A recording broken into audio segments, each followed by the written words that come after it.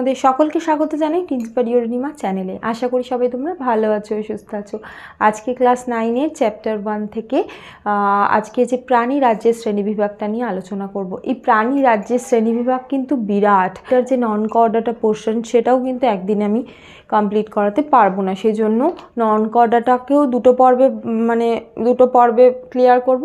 তারপরে যে কর্ডাটা অংশগুলো আরও দুটো পর্ব লাগবে ওটাকে কমপ্লিট করাতে, ঠিক আছে? চলো শুরু করা যাক। আজকে দেখো এখানে ভাগটা আমি ছক আকারে লিখেছি। আমি রেকমেন্ড করব তোমরা ওই ভাগটা ছক আকারে লিখে পড়ো, তাতে মনে রাখতে সুবিধা হবে। দেখো রাজ্যটা হলো প্রাণী রাজ্য বা অ্যানিম্যালিয়া, সেটাকে দুটো পর্বে ভাগ করা যাচ্ছে, নন কর্ডাটা কর্ডাটা, ঠিক আছে? এবার নন কর্ডাটার মধ্যে এরাপ করছে, ঠিক আছে? মানে Porifera, Cnidaria, Ctenophora, Platyhelminthes, Nematoda, Annelida, Arthropoda, Mollusca, Echinodermata. এবার এগুলো হলো কি নন কর্ডাটার মধ্যে পড়ছে, এগুলো হলো পর্ব।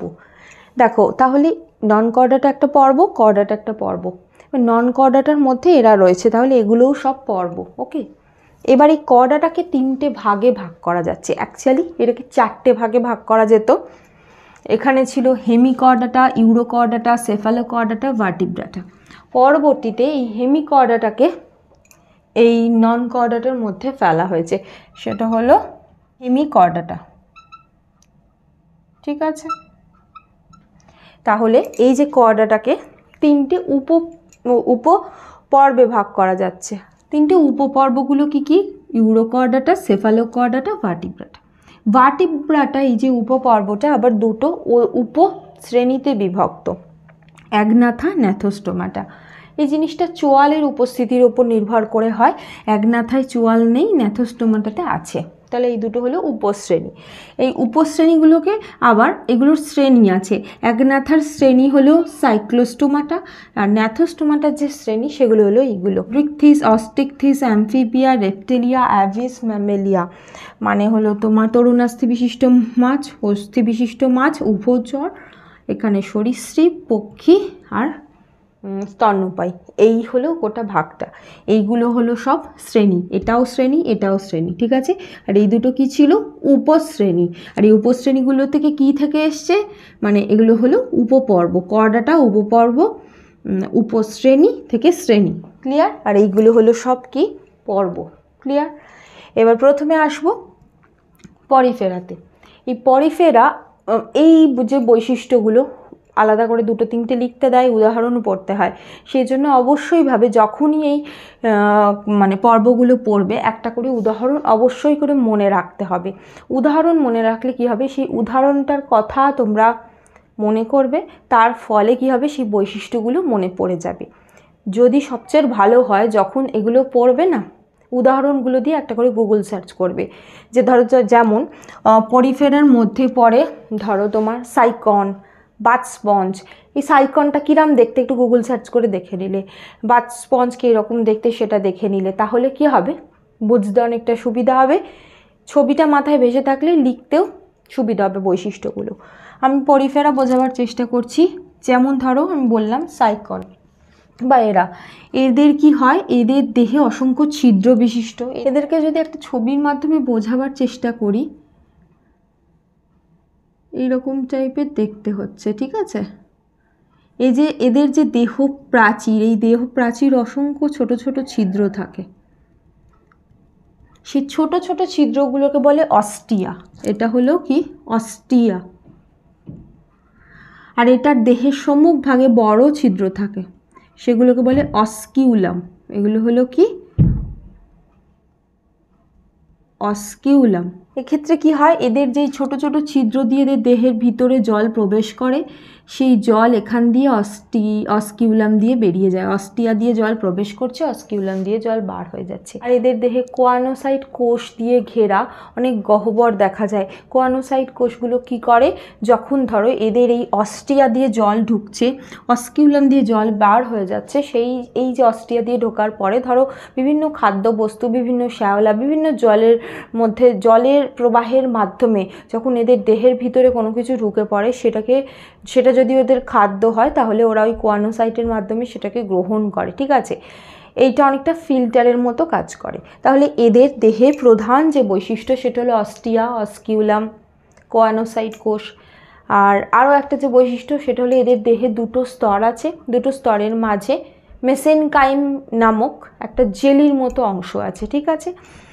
যেমন ধরো উদাহরণ যেটা বললাম তোমার সাইকন হতে পারে, বাথস্পঞ্জ হতে পারে, এগুলো। আচ্ছা, এখানে বলে রাখি একটা করে মানে সায়েন্টিফিক নামও পড়ে রেখো উদাহরণগুলোর। অনেক সময় কীরকম প্রশ্ন আসে, সাইকন জিলাটিনোসাম এইটি কোন পর্বের মধ্যে পড়ে, সেই পর্বের দুটি বৈশিষ্ট্য লেখো এবং সেই পর্বের অন্য আরও একটি উদাহরণ দাও।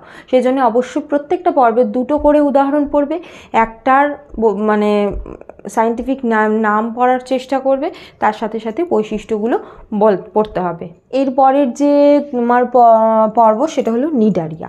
নিডারিয়ার বৈশিষ্ট্য হলো যেমন ধরো হাইড্রা, যেমন ধরো জেলিফিশ, এইগুলো। এদের কি বৈশিষ্ট্য, এদের দেহে দুটো স্তর আছে, একটা হলো এক্টোডার্ম, একটা হলো এন্ডোডার্ম। এক্টোডার্ম এবং এন্ডোডার্মের মাঝে আছে মেসোগ্লিয়া। এদের দেহেও তাই ছিল, এক্টোডার্ম এন্ডোডার্ম ছিল, মাঝে কি ছিল, মেসেনকাইম। এদের আছে মেসোগ্লিয়া, নিডারিয়ার আছে মেসোগ্লিয়া। ক্লিয়ার? দ্বিতীয় যে সবচেয়ে উল্লেখযোগ্য যে বৈশিষ্ট্য, এদের দেহ মানে হাইড্রাকে যদি আমরা দেখি কীরকম ধরনের দেখতে হয়, এরকম টাইপের দেখতে হচ্ছে। আর এদের মুখে অনেক কোষিকা রয়েছে। দেহ ত্বকে এদের নিডোব্লাস্ট কোষ থাকে। এই নিডোব্লাস্ট কোষ কি করে, নিডোব্লাস্ট কোষ এদের রক্ষাত্মক একটা অঙ্গ হিসাবে কাজ করে। যে নিডোব্লাস্ট কোষ, সেইখান থেকেই নাম এসছে নিডারিয়া। এদের দেহে নিডোব্লাস্ট কোষ আছে।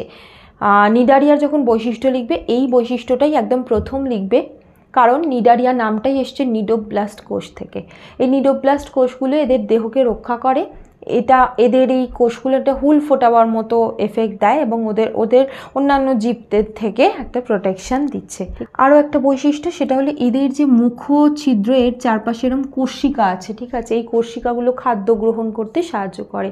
আর লাস্ট যে বৈশিষ্ট্য সেটা হলো এদের দেহে মানে স্নায়ুতন্ত্র যেটা, সেটা জালের আকারে বিন্যস্ত। এদের উদাহরণ কি, যেমন বললাম ধরো হাইড্রা ভালগারিস, এটা হলো এর বিজ্ঞানসম্মত নাম, অবশ্যই পড়তে হবে। আর হাইড্রা ভালগারিস এটা লিখে আন্ডারলাইন করতে হবে অবশ্যইভাবে, ঠিক আছে। আর তার সাথে আরও একটা হলো জেলিফিশ। এর পরের যে পর্বে আসি সেটা হলো টিনোফোরা। এই টিনোফোরা প্রাণীর উদাহরণ হলো বেরো, হর্মিফোরা, এরা। এবার এই যে এদের দেখতে কীরকম হয়, এদের দেখতে হলো দেহ হলো দ্বি-অরীয়ভাবে প্রতিসম, মানে অনেকটা চ্যাপ্টা এবং অনেকটা ধরে নাও যে কোনো রকম পাতার মধ্যে, একটা যদি কোনো বড় পাতা নাও সেই রকম। এইটা যদি আঁকার চেষ্টা করি কীরকম হবে, এইরকম ধরো দেখতে। এটা তো ধরো তুমি দৈর্ঘ্য প্রস্থে দেখছো, এটার ধরো একটা উচ্চতাও রয়েছে, এই টাইপের, মানে এপাশও রয়েছে ওপাশও রয়েছে। আর এর গায়ে 8খানা কমপ্লেট থাকে। কমপ্লেটগুলো কীরকম দেখতে হয়, এই একটা, এই একটা, এই একটা, এই একটা, এপাশে 4টে আবার ওপাশেও 4টে কমপ্লেট এরকমভাবে থাকে, ঠিক আছে।